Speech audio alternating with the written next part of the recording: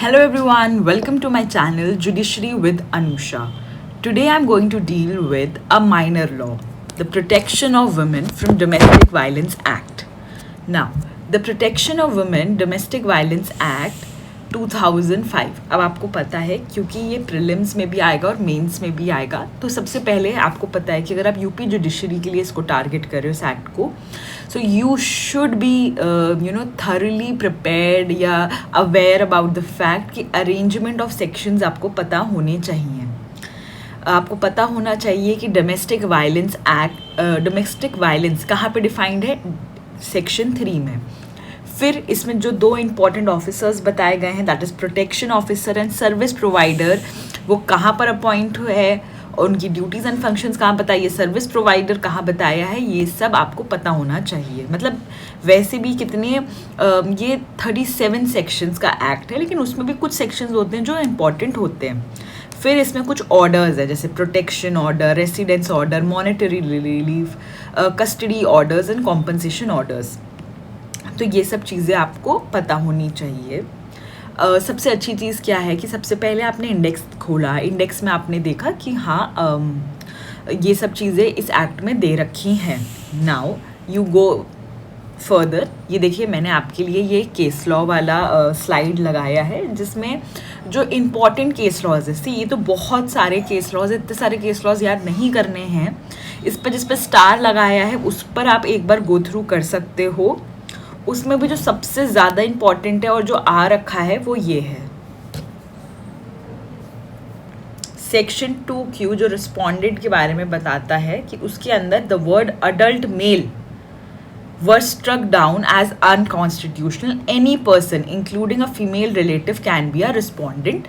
इस चीज़ को आपको देखना है. Now let's move forward. या आप चाहो तो इसका स्क्रीनशॉट ले लेना या मैसेज कर देना, तो I'll send you. I hope आपने स्क्रीनशॉट ले लिया है. Now देखिए, अब जो सबसे इम्पॉर्टेंट पार्ट है कि अगर आप डोमेस्टिक जैसे इस एक्ट में आपको क्या पढ़ना चाहिए और कैसे ब्रेक डाउन करना चाहिए. कोई भी एक्ट हो, फर्स्ट रीडिंग उसकी करोगे तो आपको खुद ही समझ में आ जाना है कि ये चीज़ें इसमें इंपॉर्टेंट है. फॉर इंस्टेंस अभी हमने लिया है डोमेस्टिक वायलेंस एक्ट, तो सबसे पहले तो इसमें सेक्शन 3 में डेफिनेशन काफ़ी ज़्यादा इलेबोरेटिव मैनर में लिखी है, तो व्हाट इज़ डोमेस्टिक वायलेंस आपको पता होना चाहिए. फिर duties and functions of protection officer and service provider. फिर प्रोसीजर क्या है जो आप ऑब्टेन करोगे, ऑर्डर्स एंड रिलीफ. ये मेंस के क्वेश्चन आ सकते हैं, ठीक है. ये तीनों ही जो मैंने बॉक्स बनाए ये मेंस के क्वेश्चंस तो हैं ही, लेकिन यहाँ से आपके प्रीलिम से भी क्वेश्चंस आएंगे. अब प्रीलिम से जो और इम्पॉर्टेंट क्वेश्चंस आएंगे वो है टाइमलाइन. को टाइमलाइन अगर दे रखी हो, केस लॉ जैसे मैंने आपको बताया, पनिशमेंट अगर दे रखी हो, और सेक्शन नंबर. इस तरीके से आपको अपना कोई भी माइनर लॉ ब्रेक डाउन करना है. आप उसको चार्ट फॉर्मेट में बना लो. जितना देखो 30 सेक्शंस हैं, तो अगर आप उसको चार्ट फॉर्मेट में बना लो कि 2-3 पन्नों में ही आपको पूरा एक्सेस हो जाए, जो ऐसा आप करना चाहो वो आप करो. मेरा ये तरीका है, तो मैं इसी तरीके से आपको समझाऊंगी. नाउ देखिए, ये जो मैंने रेड बॉक्सेस बनाए हैं ये सब आपके प्रीलिम्स के क्वेश्चंस हैं, तो आई होप आप इस पर इसीलिए इसको रेड से करा है कि हाईलाइट हो. नाउ सी सेक्शन 1 हर चीज़ का एक चलिए पहले हम इसके प्रियम्बल को ही देखते हैं. एन एक्ट, ये एक्ट है to provide for effective protection of the rights of women guaranteed under the constitution, जो कि विक्टिम है violence of any kind occurring within the family and for matters connected therewith or incidental thereto. Now, short title क्या है? This act will be called the Protection of Women from Domestic Violence Act 2005. It extends to whole of India and it shall come into force on such date as the central government. ये सब थोड़ा पता होना चाहिए कि ये central government है या स्टेट गवर्नमेंट है. Now, अगर अब हम इसमें देखें तो 26 October 2006 wide notification number this dated 17 October 2006. तो इसका क्या है, 26 October 2006 को ये एक्ट इन्फोर्स में हुआ.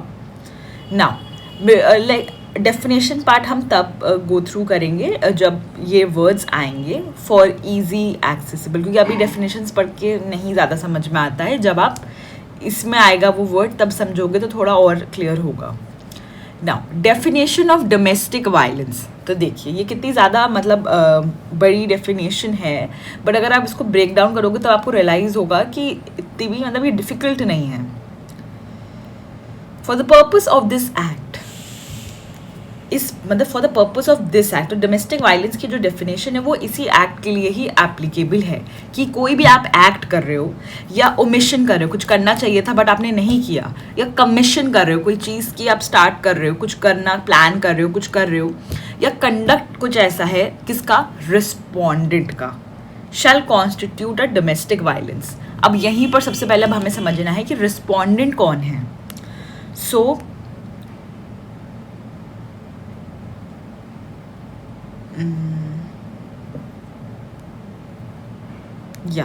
Respondent means any adult male person. यहाँ पर एनी अडल्ट मेल पर्सन है. अभी हमने केस लॉ पढ़ा था उसमें ये अडल्ट मेल पर्सन अब हटा दिया गया है. It is any person.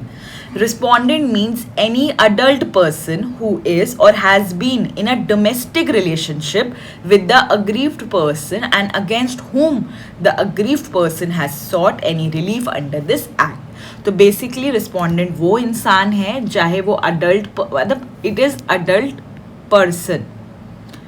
Respondent means any adult person जो कि एक डोमेस्टिक रिलेशनशिप में अग्रीव्ड पर्सन के साथ है या था और जिसके अगेंस्ट अग्रीव्ड पर्सन ने रिलीफ मांगी है इस एक्ट में, उसको हम रिस्पॉन्डेंट कहते हैं. तो रिस्पॉन्डेंट का कोई कंडक्ट या रिस्पॉन्डेंट ने कोई कमीशन किया है या कोई ओमिशन करा है या कोई एक्ट जो कॉन्स्टिट्यूट करेगा domestic violence in case it, ऐसा कोई एक्ट, ओमिशन, कमीशन, कंडक्ट जो अग्रीव्ड पर्सन. अब who is an aggrieved person अभी हम देखेंगे. अग्रीव्ड पर्सन को हार्म कर रहे हैं, इंजर कर रहे हो या इंडेंजर कर रहे हो. क्या हार्म कर रहे हो, इंजर कर रहे हो, इंडेंजर कर रहे हो, उसकी हेल्थ, सेफ्टी, लाइफ, लिम्ब या वेलबींग, चाहे वो मेंटल हो या फिजिकल हो, ऑफ द किसका, aggrieved person and tends to do so. अब इसके अंदर ये लोग और भी ज़्यादा इसको वाइड कर में इंक्लूड क्या कर रहे हैं, physical abuse, sexual abuse, verbal and emotional abuse and economic abuse. और ये चारों अब्यूज़ इन्होंने लेटर ऑन एक्सप्लेनेशन में एक्सप्लेन किया है. We'll move according to what it is written. फिर आप पहले आपने हार्म, इंजर, इंडेंजर किया, health, safety, life, limb, wellbeing. इसको अगर आप चाहो HSLLW या कुछ भी ऐसे बना सकते हो वर्ड. फिर हैरेस कर रहे हो, बस यहाँ पर इन्होंने इधर में क्या कर दिया, हैरेस वर्ड और ज्वाइन कर दिया. बाकी क्या है, harm, injures, endangers aggrieved person with a view to or any other person related to her to meet any unlawful demand. देखिए इसका स्कोप एक अलग था. इसका स्कोप क्या है कि आप या तो उस पर्सन को ही परेशान कर रहे हो, कोरिजन कर रहे हो, या फिर उससे रिलेटेड लोगों को कर रहे हो to meet unlawful demand of dowry या कोई प्रॉपर्टी या फिर कोई valuable security. Now third point क्या है कि has the effect of threatening the aggrieved person or any person related to her by any conduct mentioned A and B. Clause A और B में आप मतलब उनको थ्रेटन कर रहे हो. आपका जो एक्ट, ओमिशन, कमीशन, कंडक्ट है वो इफेक्ट, उसका ऐसा इफेक्ट है कि वो थ्रेट कर रहा है अग्रीव्ड पर्सन को या उसके person related to her by any conduct की, हाथ पैर से रिलेटेड, हेल्थ से रिलेटेड, मेंटल, फिजिकल या फिर कुछ प्रॉपर्टी से रिलेटेड. आप उसे परेशान कर रहे हो, हार्म कर रहे हो, इंजर कर रहे हो, इंडेंजर कर रहे हो. अदरवाइज इंजर्स और कॉजेज हार्म वेदर फिजिकल और मेंटल. और जो चीज़ें इसमें इंक्लूड नहीं भी हुई हैं बट हो सकती हैं वो इस डी ने कर दिया. कह सकते हैं ये एक रेसिडुअरी क्लॉज है कि whatever it is not included in A B C, D में आप इंक्लूडेड कर दो. तो यहाँ तक तो इसकी बेसिक डेफिनेशन है, राइट. बस अब आगे क्या है, एक्सप्लेनेशन है. फिजिकल अब्यूज़ क्या होता है. फिजिकल अब्यूज़ मतलब कोई ऐसा एक्ट या ऐसा कोई कंडक्ट जो कॉज बॉडीली पेन, क्योंकि फिजिकल है तो क्या होगा, बॉडिकल पेन हो, हार्म हो, डेंजर हो. किसको, अगेन लाइफ है, लिम्ब है, ठीक है, हेल्थ भी है. फिर इम्पेयर द हेल्थ और development of the aggrieved person. These are the two new words that has been added. और इसके अंदर क्या इंक्लूड कर रहे हैं, assault, criminal intimidation and criminal force. ऐसे ब्रेक डाउन करके डेफिनेशन पढ़ोगे तो डिफिकल्ट नहीं लगेगी। सेक्सुअल अब्यूज क्या कहता है कि sexual nature that abuses, humiliates, degrades or otherwise violates the dignity of women. तो हर ये जो एक्सप्लेनेशन है 2 पार्ट्स में डिवाइडेड है, जिसके अंदर ये इंक्लूड में या आगे फर्दर इसको इलैबोरेट करते हुए बता रहे हैं। तो यहाँ सबसे भी क्वेश्चंस पूछे जा सकते हैं। वर्बल एंड इमोशनल अब्यूज क्या है? वर्बल एंड इमोशनल अब्यूज क्या है कि आप उनको इंसल्ट कर रहे हो, ह्यूमिलिएट कर रहे हो, नेम कॉलिंग एंड इंसल्ट और ridicule, specially with regard to कि कोई बच्चा नहीं है आपका या फिर मेल चाइल्ड नहीं है। Repeated threat to cause physical pain, कि मारूंगा मारूंगा ऐसे कर कर आप उनको रिपीटेड थ्रेट्स दे रहे हो। इकोनॉमिक अब्यूज क्या है? ये इकोनॉमिक अब्यूज थोड़ा सा इंपॉर्टेंट है।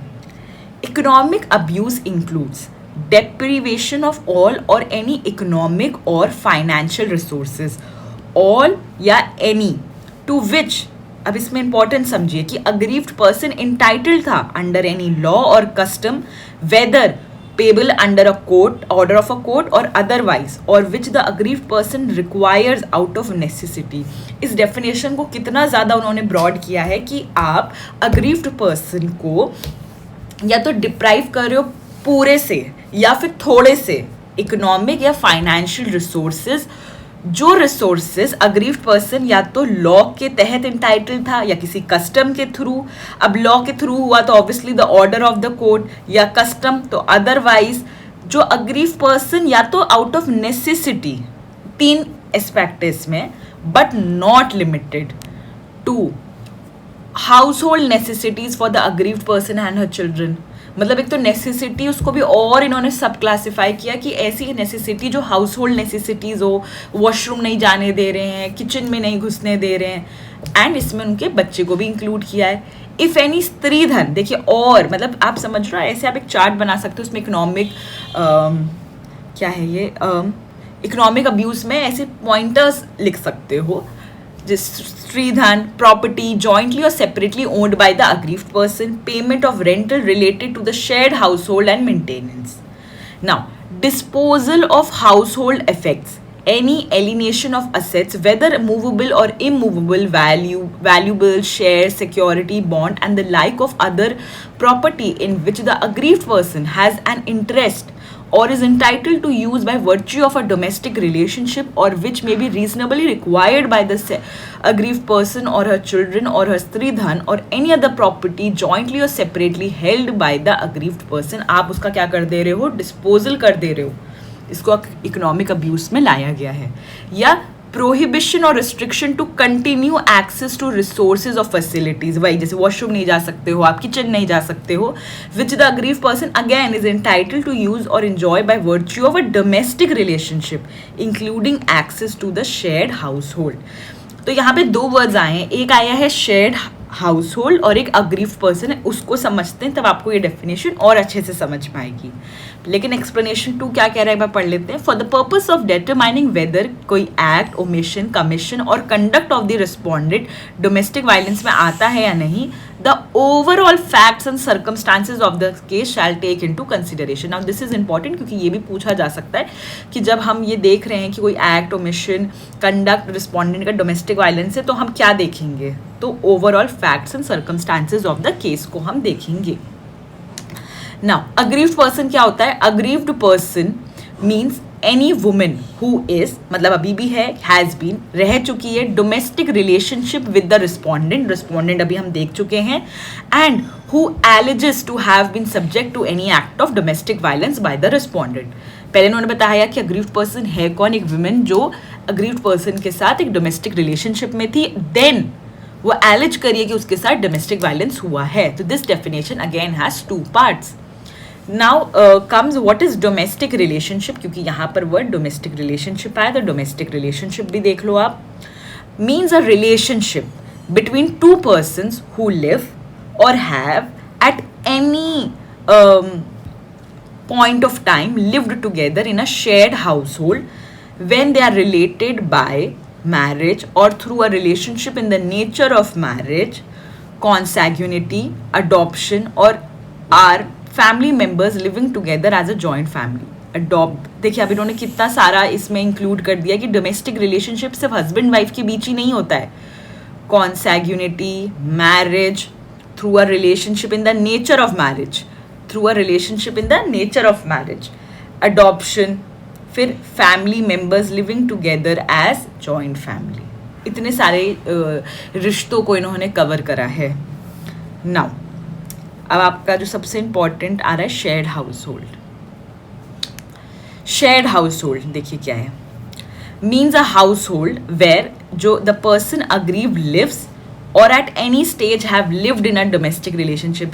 चाहे आप रिस्पॉन्डेंट की डेफिनेशन देखते अग्रीव पर्सन की, डोमेस्टिक रिलेशनशिप की या शेयर्ड हाउस होल्ड, सब में यही वर्ड यूज हुआ है कि या तो रह रहे हो या रह चुके थे, ईदर सिंगली और along with the respondent and includes such a house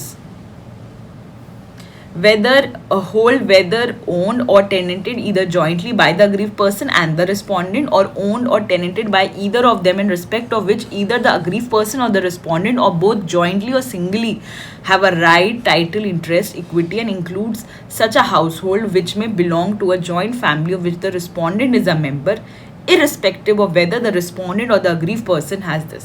तो इन्होंने शेयर्ड हाउस होल्ड को हर तरीके से एक्सप्लेन करने का चाहा कि हो सकता है वो आप रेंटेड घर में रहते हो, आपका खुद का घर हो, या आप जॉइंट फैमिली में रहते हो और आपका कोई उसमें अभी वो ना हो कि आपका राइट हो, ये हो, तो ये शेयर्ड हाउस होल्ड मतलब दिस, अगर आप इसको इतने मतलब इस एक्ट को समझो तो इन्होंने हर तरीके से, पूरी तरीके से हर सिचुएशन को कवर करने की कोशिश करी है।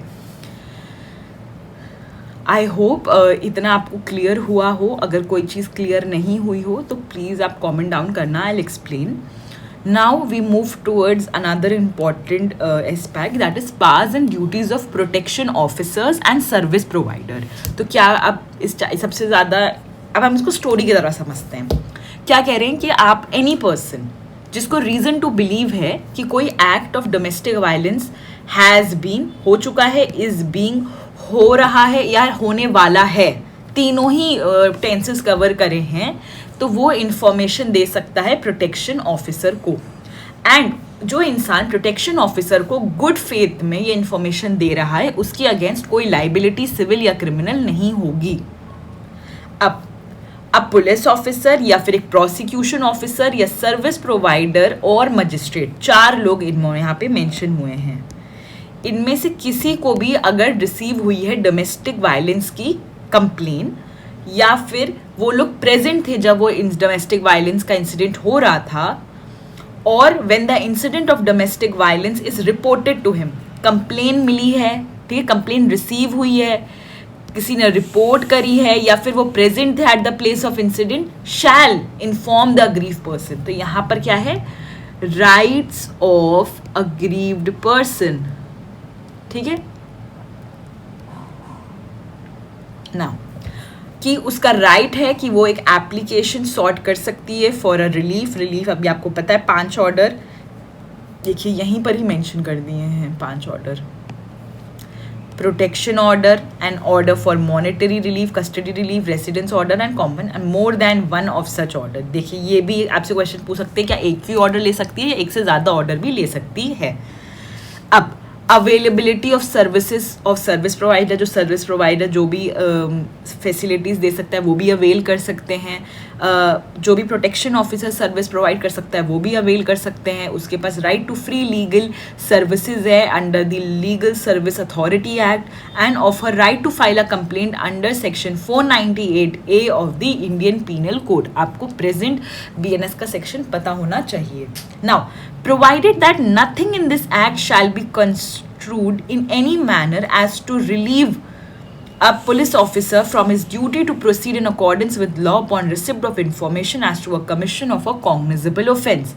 मतलब ये आप इस एक्ट में कर रहे हो, आप उसको इन्फॉर्म करो। यहाँ पर क्या लिखा हुआ है, यहाँ पर बेसिकली लिखा हुआ है कि अगर police officer, protection officer, service provider या मजिस्ट्रेट को अगर एनी हाउ डोमेस्टिक वायलेंस के बारे में पता चलता है तो उनको अग्रीव्ड पर्सन को ये इन्फॉर्म करना है बस कि आपके ये राइट्स हैं। लेकिन ये कहीं भी ये सेक्शन ये रोक नहीं रहा है कि आप BNSS के अंदर कॉग्निजेबल ऑफेंस पर आगे अपनी इन्वेस्टिगेशन स्टार्ट करो। Clear. Now duty of a shelter home. अब देखिए कुछ ऐसे होता है कि आप इसको ऐसे ही मार्क कर लो कि आपको तुरंत पता चल जाए कि duty of the shelter home, उनको अगर रिक्वेस्ट करा जाएगा द पर्सन जो भी शेल्टर होम का इंचार्ज होगा उनको प्रोवाइड करना पड़ेगा शेल्टर। फिर मेडिकल फैसिलिटी रिक्वेस्ट करने पर अ पर्सन इन चार्ज जो भी मेडिकल फैसिलिटी का उनको प्रोवाइड करना पड़ेगा medical aid to her. Now ये इंपॉर्टेंट है कि अपॉइंटमेंट ऑफ प्रोटेक्शन ऑफिसर कौन करेगा, तो state government shall by notification appoint the protection officer in each district जितना उसको नेसेसरी लगेगा। तो क्वेश्चन आ सकता है कि प्रोटेक्शन ऑफिसर को कौन अपॉइंट करेगा, तो प्रोटेक्शन ये क्वेश्चन आते हैं कि स्टेट गवर्नमेंट और सेंट्रल गवर्नमेंट में, तो आपको अच्छे से पढ़ना पड़ेगा क्योंकि देखिए सेंट्रल गवर्नमेंट में बाय नोटिफिकेशन इस एक्ट को निकाला और यहाँ पर स्टेट गवर्नमेंट को पावर दी जा रही है कि आप अपॉइंट करो प्रोटेक्शन ऑफिसर। तो अभी तक हमने क्या समझा, अभी तक हमने समझा कि अगर कोई भी पर्सन चाहे तो वो प्रोटेक्शन ऑफिसर के पास जाकर गुड फेथ में ये बता सकता है कि डोमेस्टिक वायलेंस हुआ था, होने वाला है या हो गया है, उस पर कोई भी लाइबिलिटी नहीं होगी अगर उसने गुड फेथ में इन्फॉर्म किया है। अब कोई भी पर्सन अगर police officer, magistrate, service provider, protection officer के पास जाकर उसे कंप्लेन बताता है तो उनकी ड्यूटी है, देखो लिखा है duty of the protection officer, service provider and magistrate कि वो जाकर अग्रीव पर्सन को उसके 5 राइट्स के बारे में बताएं। पहला राइट है कि आपको कोई भी रिलीफ मिल सकती है, आप सर्विस प्रोवाइडर से सर्विसेज ले सकते हैं, प्रोटेक्शन ऑफिसर से सर्विसेज ले सकते हैं, आप लीगल एड सर्विसेज आपको मिल सकती है और आपके पास right to file a complaint under section 498A of the IPC है। फिर शेल्टर होम और मेडिकल फैसिलिटीज आपको पता चल गया है, प्रोटेक्शन ऑफिसर को अपॉइंट स्टेट गवर्नमेंट करती है। ऐसे आपको रिवाइज करना है and you good to go. Now अब जो प्रोटेक्शन ऑफिसर है shall be a women as far as possible and उसके पास ये सब क्वालिफिकेशन या एक्सपीरियंस होगी जो भी स्टेट गवर्नमेंट प्रिस्क्राइब करेगा। The term and condition of service provider और उसके जो भी officer subordinate to him shall be prescribed, right. तो ये आप बस इतना समझ लो, जो मैंने मार्क किया है ना वो मोर देन इनफ है। नाउ अब सेक्शन 9 जो है वो इंपॉर्टेंट हो जाता है आपके मेंस पर्सपेक्टिव से भी। अब duty of a protection officer, क्या ड्यूटी है? पहले तो है कि उसको असिस्ट करना है मजिस्ट्रेट को in the discharge of his function under this act. देखिए मजिस्ट्रेट के पास ऑलरेडी इतना काम है, चीज़ें हैं। अब प्रोटेक्शन ऑफिसर का काम क्या है? मजिस्ट्रेट को हेल्प करे not only in the discharge of his function but also, तो आप एक हेडिंग मतलब वैसे बना सकते हो, अभी रुको I will help you out in that. To make a देखिए क्या हेल्प करेगा मजिस्ट्रेट को? डोमेस्टिक इंसिडेंट रिपोर्ट बनाने में हेल्प करेगा। To make an application in such a form in such a manner जो भी प्रिस्क्राइब्ड है टू द मजिस्ट्रेट, इंश्योर करेगा कि aggrieved person is provided with legal aid. तो यहीं पे आपको फिर से आप रिवाइज कर सकते हो। To maintain a list of service provider जो कि लीगल एड या काउंसलिंग देते हैं। ये 2 पॉइंट तो इसी से कनेक्ट होगा, ये 3 पॉइंट इससे कनेक्ट है। Shelter home, to make available a safe shelter home. Then to get the aggrieved person medically examined, to ensure that the order of monetary relief under section 20 is compiled with and executed in accordance with the procedure is this, to perform other such duty as may be prescribed. The protection officer shall be under the control and supervision of the magistrate and shall perform the duties imposed on him by the magistrate and government under this act. तो इन्होंने यहाँ पर बता दिया गया है कि एक प्रोटेक्शन ऑफिसर, लाइक पहले मजिस्ट्रेट है, मजिस्ट्रेट के कंट्रोल में है प्रोटेक्शन ऑफिसर। प्रोटेक्शन ऑफिसर्स की ड्यूटीज एंड फंक्शंस क्या है? उसकी ड्यूटी है टू असिस्ट मजिस्ट्रेट, ठीक है, मजिस्ट्रेट की हेल्प करना। अब मजिस्ट्रेट की हेल्प कैसे कर रहे हैं? वो 3 तरीके से कर रहे हैं। पहले वो डोमेस्टिक इंसिडेंट रिपोर्ट दे रहे हैं, फिर वो एप्लीकेशन फॉर्म कर रहे हैं और अग्रीव्ड और दे डिस्चार्ज में फंक्शन कर रहे हैं। कैसे? डोमेस्टिक इंसिडेंट रिपोर्ट से और एप्लीकेशन जैसे मजिस्ट्रेट को जानी है। फिर अग्रीव्ड पर्सन से कैसे मदद कर रहे हैं? अग्रीव्ड पर्सन को लीगल एड देकर, एक सर्विस प्रोवाइडर भी देख रहे हैं कि जो लीगल एड या काउंसलिंग दे सकते हैं। फिर ये पॉइंट 1 हुआ। फिर शेल्टर होम दे रहे हैं, पॉइंट 2 मेडिकल एग्जामिनेशन जो अभी आप पढ़ चुके थे, ये सब प्रोटेक्शन ऑफिसर का काम है। फिर टू इंश्योर कि मॉनेटरी रिलीफ जो वन ऑफ द रिलीफ है वो अकॉर्डिंग टू CRPC हो और कोई भी ड्यूटी जो उनको प्रेस्क्राइब हो, अगेन अ रेसिडुअरी क्लॉज, ठीक। अब सेक्शन 10 क्या कहता है? सेक्शन 10 बेसिकली कह रहा है कि एक सर्विस प्रोवाइडर क्या any person any voluntarily association registered under the Society Registration Act 1860. ये भी क्वेश्चन आ सकता है कि सोसाइटी रजिस्ट्रेशन एक्ट कौन सा एक्ट है, 1860 का है, 1861 का है, तो इसमें लिखा है तो आपको पढ़ना है.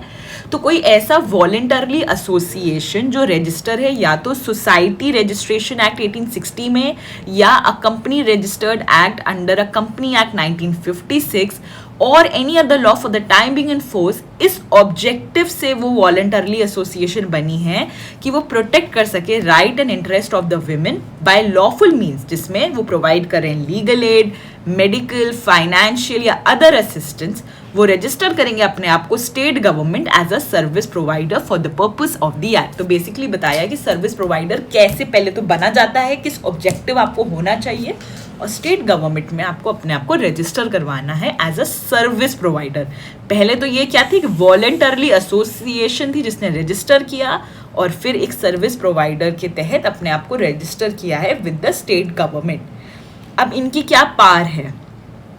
Record the domestic incident report अगर उनके पास कोई आती है, और मजिस्ट्रेट और प्रोटेक्शन ऑफिसर जिनके पास ज्यूरिसडिक्शन है उनको देंगे.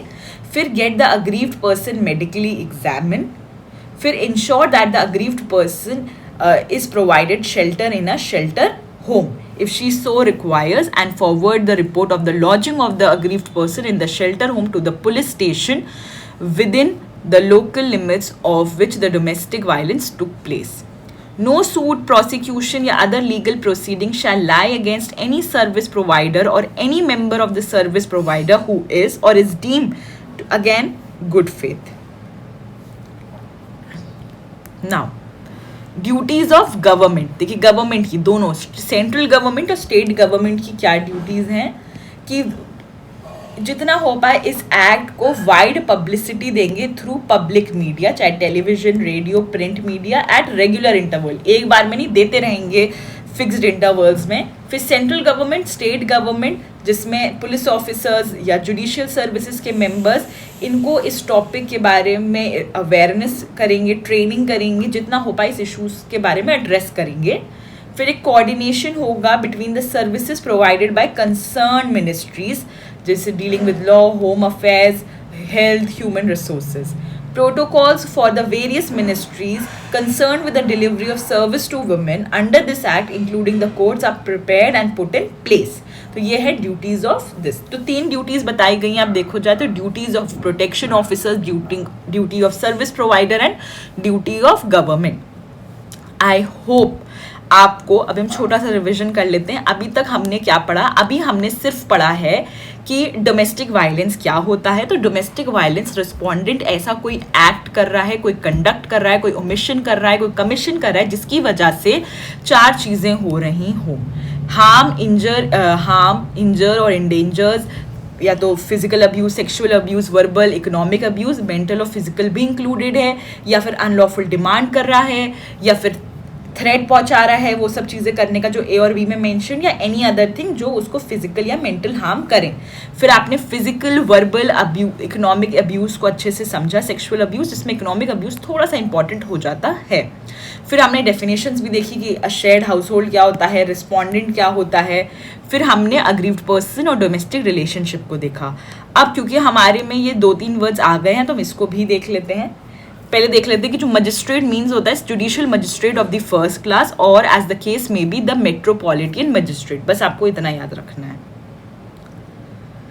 Now medical facility means such facilities जो स्टेट गवर्नमेंट नोटिफाई करेगा. Monetary relief means the compensation which the magistrate may order the respondent to pay to the aggrieved person at any stage during the hearing of an application seeking any relief under this act, and to meet the expenses incurred and the loss suffered by the medical person. Her definition जो भी इन्होंने इसमें दे रखी है उसके 2 angles हैं, आपको ऐसे ही उसको पढ़ना है.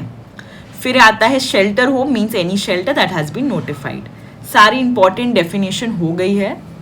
अच्छा, रिस्पॉन्डेंट में ये भी चीज़ लिखा था, प्रोवाइडेड दैट कि aggrieved wife or female living in a relationship in the nature of marriage may also file a complaint against the relative of the husband or a male partner. इसको उन्होंने और इसका परव्यू बड़ा करा है. जो definitions important थी वो हमने डील कर ली, ये भी डील कर लिया है. अब हम आते हैं another important aspect that is procedure or for maintaining orders and relief. सबसे पहले अब आपने समझा, अभी आप समझ रहे थे कि ऐसा हो सकता है, ऐसा कर सकते हैं। अब स्टार्ट हो रहा है यहाँ पर प्रोसीजरल एस्पेक्ट कि अग्रीव्ड पर्सन, या तो अग्रीव्ड पर्सन खुद, या तो प्रोटेक्शन ऑफिसर, या any other person on behalf of the aggrieved person. जितने भी सेक्शंस अभी तक पढ़े थे वो सब आप इसको मतलब रिवाइज कर सकते हो कि मे प्रेजेंट एक application to the magistrate seeking one or more of the reliefs under this act. पीछे भी पढ़कर आ रहे थे कि एक से ज्यादा रिलीफ आप मांग सकते हो। Provided that before passing an order on such application, the magistrate shall take into consideration any domestic incident report. Domestic incident report कौन बनाएगा? Protection officer. अभी जब हमने functions and duties of protection officer पढ़ा था वहां पर ये चीज क्लियरली मेंशन थी। यहाँ पर इन्होंने प्रोटेक्शन ऑफिसर भी लिख दिया है या सर्विस प्रोवाइडर भी। नाउ तो क्या है, अभी हम इसको फिर रिवाइज करेंगे स्टोरी फॉर्म में। The relief sought for under subsection 1 में include a relief for issuance of an order for the payment of compensation or damages without prejudice to the right of such person to institute a suit for compensation or damage for the injuries caused by the acts of domestic violence committed by the respondent. तो relief जब वो sort कर रही है aggrieved person, तो उस relief में वो इशुएंस करवा सकती है of an order of payment of compensation and damage without prejudice, मतलब कीपिंग इन माइंड कि उसके पास एक और राइट है कि वो जो भी उसके इंजरीज या कॉम्पनसेशन या डैमेजेस हुआ है acts of the domestic violence, तो वो रिलीफ मांग सकती है payment of compensation for damage. Provided that जहाँ पर decree for any amount as compensation or damage has been paid by any court in favour of an aggrieved person, the amount if any paid or payable in pursuance of the order made by the magistrate under this act shall be set off against the amount payable under such decree, and the decrees shall, notwithstanding anything contained in CPC or any other law for the time being in force, be executable for the balance amount if any left after such set off. तो basically कि अगर आपने किसी court में decree, मतलब आप कोई decree I, provide decree for any amount of compensation या डैमेज पास हो रखा है इन फेवर ऑफ अग्रीव पर्सन, तो वो जो अमाउंट होगा वो सेट ऑफ हो जाएगा अगर इस एक्ट में मजिस्ट्रेट भी कोई कॉम्पनसेशन या डैमेजेस करते हैं।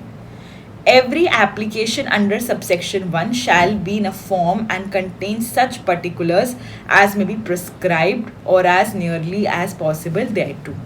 द मजिस्ट्रेट अब क्या करेगा, पहले तो मजिस्ट्रेट को इन्फॉर्मेशन मिली, फिर मजिस्ट्रेट ने डोमेस्टिक इंसिडेंट रिपोर्ट देखी, अगर पहले से ही उसने रिलीफ सॉर्ट कर रखी थी तो फिर वो सेट ऑफ कर सकते हैं। बस इसका इतना ही आपको समझना है।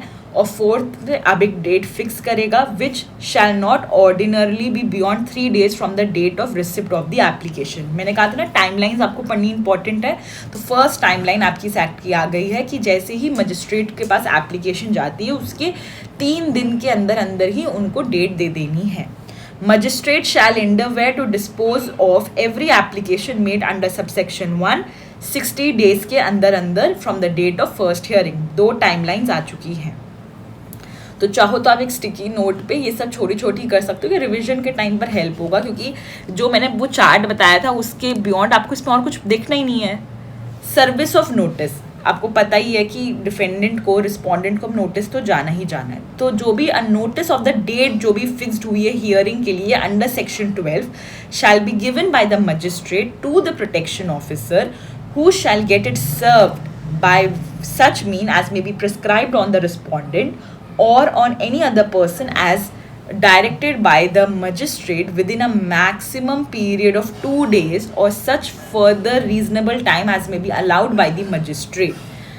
तो इसके अंदर ये भी बता दिया गया है कि आपको within a maximum period of 2 days और further reasonable time जो मजिस्ट्रेट अलाउ कर सके। A declaration of service of notice made by the protection officer in such form as may be prescribed shall be approved that such notice was served under the respondent or this. Now counseling. The magistrate में अब अभी तक आपने क्या समझा, अभी तक आपने समझा कि मजिस्ट्रेट के पास एक एप्लीकेशन गई तो मजिस्ट्रेट पहले एक डोमेस्टिक इंसिडेंट रिपोर्ट देखेगा, फिर देखेगा क्या ये जो प्लेंटिव है इसने सीआरपीसी में या मतलब इसने सीपीसी से तो सेट ऑफ होगा लेट्स स्टार्ट अगेन कि मजिस्ट्रेट सबसे पहले मजिस्ट्रेट के पास एक एप्लीकेशन आई है, ठीक है। फिर मजिस्ट्रेट ने कंसिडर किया डोमेस्टिक इंसिडेंट रिपोर्ट। फिर अगर उसने रिलीफ सॉर्ट करी है कोई कोर्ट से तो वो उसको सेट ऑफ कर सकते हैं। फिर वो एक टाइम फिक्स करेगा for the first date of hearing और उसकी टाइमलाइन दे रखी है। फिर सर्विस ऑफ नोटिस होगा। अब आता है fourth stage, that is counselling. The magistrate में किसी भी स्टेज ऑफ द प्रोसीडिंग में रिस्पोंडेंट और अग्रीव पर्सन को या तो जॉइंटली या तो सिंगली अंडरगो करवा सकते हैं counselling with any member of the service provider जिसके पास क्वालिफिकेशन या एक्सपीरियंस हो। Now where the magistrate has issued direction of counselling, he shall fix the next date of hearing within a period not exceeding 2 months। 2 महीने के अंदर अंदर ही वो next hearing रखेंगे, ठीक है। Now assistance of welfare expert, अगर कोई प्रोसीडिंग में मजिस्ट्रेट में secure the service of such person preferably a woman जो रिलेटेड है अग्रीव्ड पर्सन से और not, including a person engaged in promoting family welfare for the purpose of assisting him in discharging in functions। कई ऐसे matters होते हैं जिसमें हमें दूसरा का ओपिनियन चाहिए होता है, तो या तो आप अग्रीव्ड पर्सन से रिलेटेड कोई भी हो या फिर कोई ऐसा जो फैमिली वेलफेयर के बारे में सोचते हो आप उन, और स्पेशली वो वुमेन होनी चाहिए, आप उनको असिस्टेंस में ले सकते हो। अगर मजिस्ट्रेट को लगता है कि सर्कमस्टेंसेस ऐसे हैं कि दोनों पार्टीज भी डिज़ायर कर रही हैं तो जो प्रोसीडिंग होगी वो कैमरे में होएगी। Section 17, notwithstanding anything contained in any other law for the time being in force, हर वो women जो डोमेस्टिक रिलेशनशिप में है उसका राइट है, shall have the right to reside in the shared household whether or not she has any right, title, benefit, interest in the same। चाहे उस proper shared house hold में उसका कोई राइट, टाइटल या बेनिफिशियल इंटरेस्ट हो ना हो, but उसका राइट टू रिसाइड है। The aggrieved person shall not be evicted, excluded from the shared household or any part of it by the respondent। अब आता है जो सबसे इंपॉर्टेंट है 18, 19, 20, 21, 22 प्रोटेक्शन ऑर्डर्स। प्रोटेक्शन ऑर्डर क्या होता है, रेसिडेंस ऑर्डर क्या है, राइट, मॉनेटरी रिलीफ क्या है, कस्टडी ऑर्डर क्या है और आपका compensation order. Yes, now protection order, the magistrate may, after giving the aggrieved person and the respondent an opportunity of being heard and on being prima facie satisfied कि domestic violence has taken place or likely to take place, एक protection order, नाम ही से समझ में आ रहा है कि एक protection order है in favor of an aggrieved person and prohibit the domestic मतलब protection order in favor of aggrieved person है और prohibit कर रहा है respondent को कि कोई डोमेस्टिक वायलेंस का एक्ट कमिट ना कर देना, एड एंड अबेट कर रहा है कि कमीशन हो ही ना डोमेस्टिक वायलेंस का। ऐसी कोई भी जगह पे रिस्पोंडेंट नहीं जा सकता है जहाँ पर अग्रीव्ड पर्सन एम्प्लॉय कर रही है। If the person aggrieved is a child, its school और any other place frequented by the aggrieved person, ऐसी कोई जगह जहाँ पर अगर वो बच्चा है और वो जाता है तो वहाँ सब रिस्पोंडेंट को मना कर दिया जाएगा। Attempting to communicate in any form, alienating any assets, operating bank lockers or bank accounts used or held or enjoyed by both the parties jointly by the aggrieved person and the respondent or singly by the respondent including her स्त्रीधन, तो उसको separate करवा दिया जाएगा। causing violence to the dependents, other relatives or any persons who give the aggrieved person assistance from domestic violence या committing any other act as specified in the protection order। तो A 1 2 3 4 5 6, तो 6 चीज़ें protection orders मतलब एक magistrate order कर सकता है respondent को कि ये सब चीज़ें नहीं करनी है, और अगर प्रोटेक्शन ऑर्डर में कुछ और स्पेसिफिकली लिखा है तो वो। रेसिडेंस ऑर्डर क्या है, While disposing of an application under subsection 1 of section 12, magistrate में पास अगर कि डोमेस्टिक वायलेंस हुआ है residence order, restraining the respondent from disposing और in any manner disturbing the possession of an aggrieved person from a shared household, directing the respondent कि अपने आप को हटा ले शेयर्ड हाउस होल्ड से, रिस्ट्रेनिंग द रिस्पोंडेंट और any of his relative, respondent के कोई भी रिलेटिव की उस पोर्शन में आप एंटर करो जहाँ पर अग्रीव पर्सन रह रहा है, restraining the respondent from alienating or disposing of the shared household, restraining the respondent from renouncing his right in the shared household except with the leave of the magistrate, directing the respondent to secure same level of alternative accommodation for the aggrieved person. मतलब हर situation में कि respondent को भी ना खराब लगे, respondent के साथ भी कुछ अनजस्टिस ना हो, और अग्रीव्ड पर्सन का भी पूरा ध्यान रखते हुए कि सारी सर्कमस्टांसेस उन्होंने मेंशन करी है कि क्या रेसिडेंस ऑर्डर एज पर the facts of the case दे सकते हैं, provided that no order under clause b shall be pass against any person who is a women. कि अगर यहाँ पर रिस्पोंडेंट अगर एक वुमेन है तो उसको नहीं कहेंगे भैया remove yourself from the shared household. तो मैंने वही कहा कि keeping in mind the respondent and aggrieved person दोनों की सिचुएशन एज पर the fact of the case, magistrate will order. Now the magistrate इसके अलावा एडिशनल में condition of pass any other direction which he may deem reasonable necessary to protect and provide safety to the aggrieved person या उसका बच्चा. The magistrate may require from the respondent to execute a bond with or without sureties for preventing कि वो ऐसा कोई भी नहीं करेगा. हाँ. Now, an order under subsection 3 shall be deemed to be an order under chapter 8 of the code CPC shall be dealt accordingly. While passing an order under subsection 1, 2, 3, the court may also pass an order directing the officer in charge of the nearest police station to give protection to the aggrieved person or assist her or person making an application on her behalf in the implementation of the order. ये सब read करने वाले हैं. While making an order under subsection 1, the magistrate may impose on the respondent obligation relating to the discharge of rent and other payment having regard to the financial need and resources of the parties. The magistrate may direct that the officer in charge of the police station in whose jurisdiction the magistrate has been approached to assess this. The magistrate may direct the respondent कि वो return कर दे possession में अगर aggrieved person का कोई भी स्त्रीधन है. Now, monetary relief. While disposing of an application under subsection 1 of section 12, अगर magistrate डायरेक्ट कर सकता है, may direct the respondent to pay monetary relief to meet the expenses incurred and losses suffered by the aggrieved person and child of the aggrieved person as a result of domestic violence. But क्या कहते हैं उसमें include है, but इनसे limited नहीं है कि यही है, और भी किसी भी तरीके से मॉनेटरी रिलीफ मांगा जा सकता है. कोई लॉस ऑफ अर्निंग हुई हो अग्रीव्ड पर्सन को, कोई मेडिकल एक्सपेंसेस इनकर करने पड़े, the loss due cause due to the destruction, damage और removal of any property from the control of the aggrieved person, maintenance of the aggrieved person as per her child. तो ये जो भी monetary relief grant हो रही है section में, ये अब again keeping in mind the respondent should be adequate, fair and reasonable and consistent with the standard of living to which the aggrieved person is accustomed.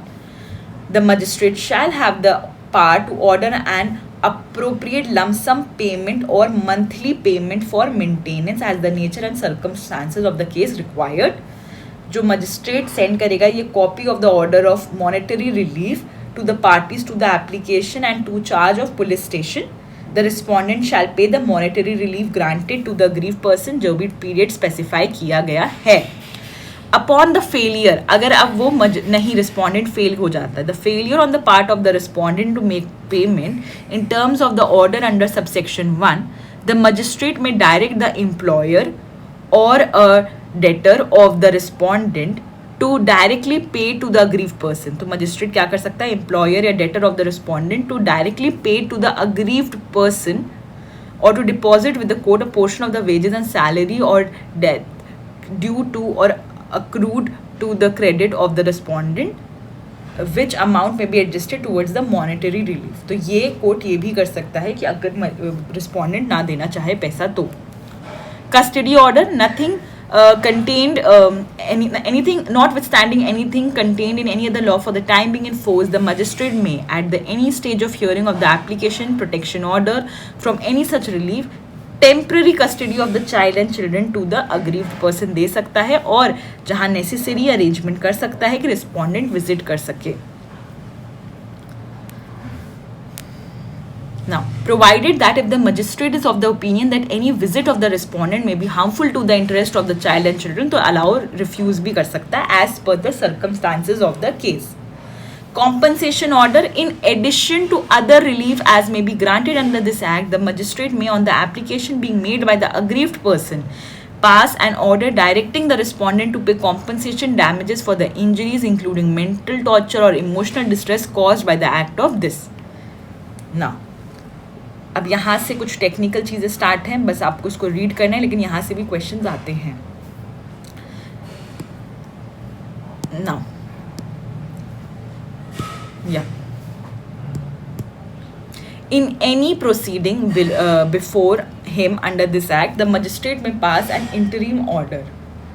If the magistrate is satisfied that an application prima facie discloses that the respondent is committing or has committed an act of domestic violence and that there is a likelihood that the respondent may commit, so he may grant an ex parte order on the basis of the affidavit in such form as may be prescribed in this. Now, court to order give copies of order free of cost. Duration and alteration. A protection officer made under section 18 shall be enforced till the aggrieved person applies for discharge.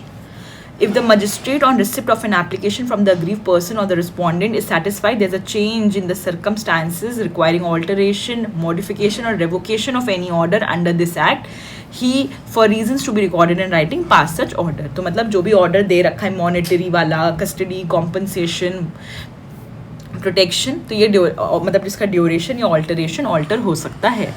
Now, relief in other suits and legal proceeding. Any relief available under section 18, 19, 20, 21 may also be sought in any legal proceeding against before a civil court, family court or a criminal court affecting the aggrieved person and the respondent.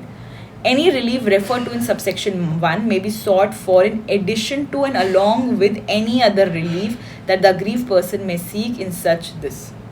तो addition to and along ये आपको याद रखना है. In case any relief has been obtained by the aggrieved person in the proceeding other than the proceeding under this act, तो उनको inform करना पड़ेगा कि जैसे जो सही लगेगा कि वो मजिस्ट्रेट वो कर सकते हैं. जैसे अभी हम पढ़कर आ रहे थे सेट ऑफ वाला provision. Jurisdiction the court of judicial magistrate first class सुन सकते हैं. कहाँ पर? Within the local limits of which या तो पर्सन अग्रीव्ड परमानेंटली या टेम्परेरी रहता है, या respondent carry on the business रहता है, या कॉज ऑफ एक्शन जहाँ हुआ है. ये जुरिस्डिक्शन बता दिया गया है, ये पढ़ लेना. Now, an order made under this act shall be enforceable throughout the India.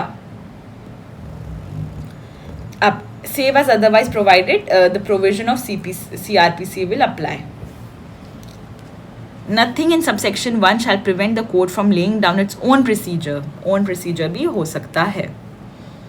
अब appeal, that there shall be an appeal in the court of session. ये सब चीज़ें important है. Within 30 days from the date on the order made by the magistrate.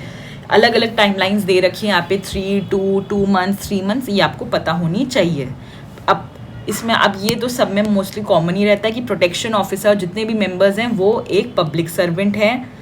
अगर respondent कोई भी breach करता है तो उसको imprisonment of either description for a term which में एक्सटेंड टू 1 year और फाइन और विच में एक्सटेंड टू 20,000 रुपीज़. एक तो यहाँ पर एक ये पेनाल्टी दे रखी है, और अगर वो नहीं देता है मॉनेटरी रिलीफ तो उसकी सैलरी से रख ली जा सकती है. तो ये सब आपको पढ़ना है.